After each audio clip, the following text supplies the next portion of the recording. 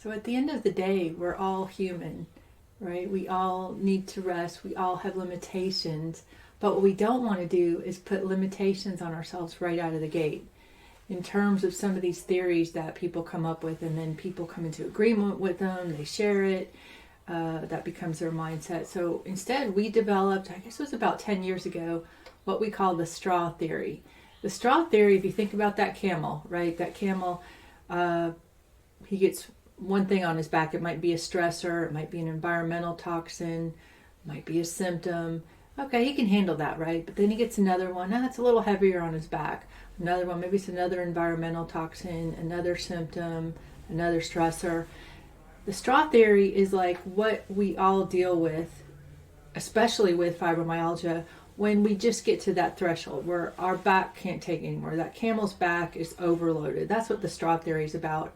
Versus other theories that, I get it, they're trying to explain it, but it just, what happens is people come into agreement with that. They're putting limitations on themselves right out of the gate. And that doesn't work, because the more limitations we put on ourselves, the more limited we become, right? We want to, again, be more unpredictable, right? Not be the status quo with fibro. And so there's this thing called momentum, right? You heard that.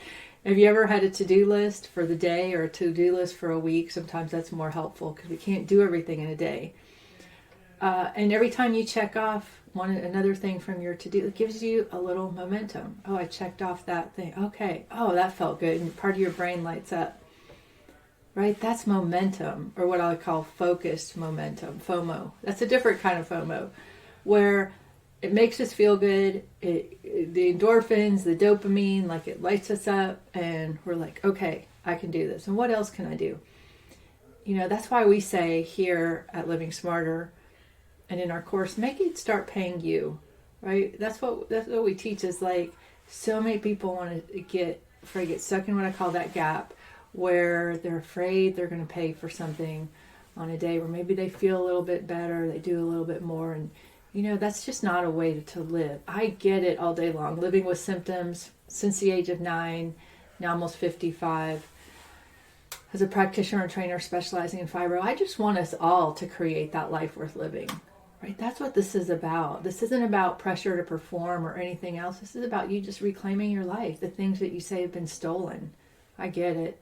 At one point it was my sense of humor, and that's one thing I've always cherished, because from the time I was young, how many of you, just children, right, love to laugh. And I used to love to laugh to the point that I would get in trouble in school a lot, right? On a report card, 3rd grade, Lisa talks too much, right? Lisa passes notes too much, right? Remember back in the day, those of us over 50, those of us, even if you're over 40, right? Back before technology, you pass the notes, make them into a little football, pass the note, right?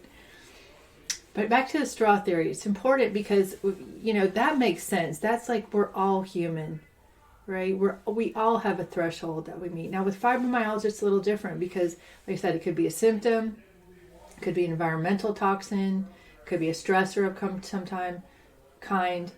But again, at least this way, it just makes more sense, especially when you're explaining it to somebody. In fact, here in the comments of our channel here, I'm going to link our straw theory article from our website.